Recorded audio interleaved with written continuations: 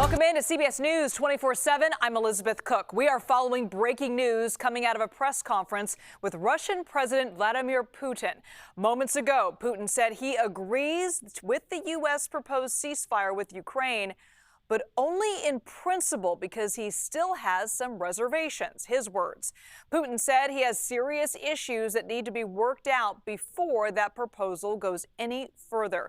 And this all comes after Russian forces recaptured key towns in Kursk, that region there.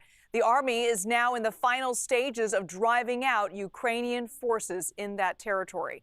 Now, we just heard that update moments before a high-stakes meeting began in the Oval Office.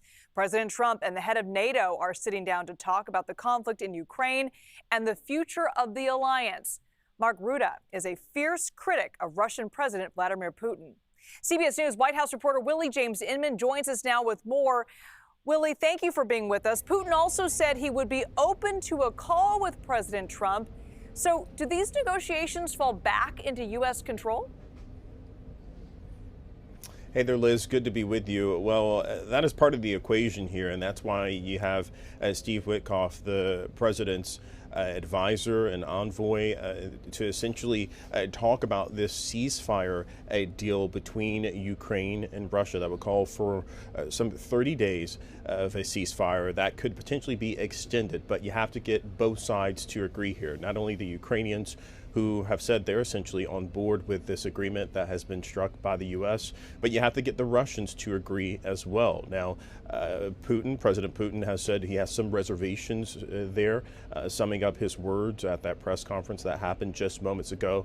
And President Trump, we're getting some notes out of this Oval Office spray, as we call it here at the White House. He says essentially that he wants a ceasefire. He also mentioned that things are going okay in Russia, but he added that he needs to hear about the final outcome. Now, Witkoff landed this morning in Moscow. He's set to meet with Russian officials there to discuss this agreement. And I'll also note that after this agreement was struck with the Ukrainians in the United States, that they are going to restart that intelligence sharing and also to put forward that Ukrainian assistance that they need, billions of dollars worth, about $4 billion worth of military assistance that essentially is in the pipeline. That will continue after the U.S. and Ukraine agree to move forward with this potential ceasefire deal. But no deal yet, though, Liz.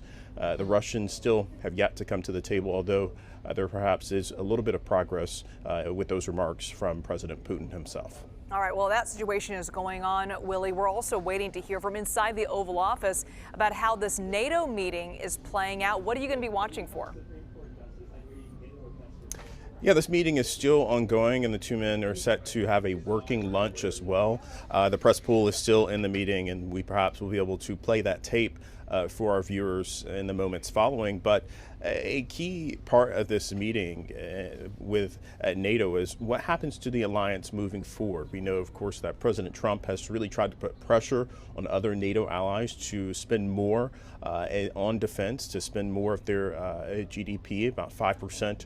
On defense, and the president has really called into question as to whether or not the United States will follow through with Article 5. That is essentially an attack against one is an attack against all members of NATO.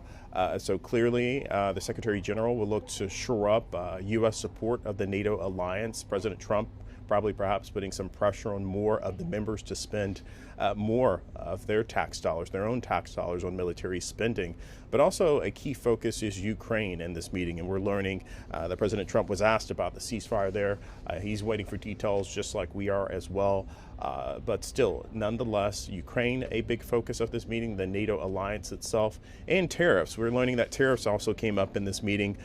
He was asked whether or not the tariffs on aluminum and steel would go forward, and President Trump said he's not going to bend on the aluminum and steel tariffs, as well as those on cars. This, of course, causing a trade war between the European Union, Canada, the Europeans, I should say, putting tariffs on American whiskey. Trump saying that he's going to put a 200% tariff on wine and champagne coming from France. So a bit of a trade war going on there between the U.S. and its allies, but also on the same part, on the other side of this coin, with this conversation, the president having a potential conversation about the future of NATO and U.S.'s involvement in that alliance with this key meeting here today in the Oval Office, Liz.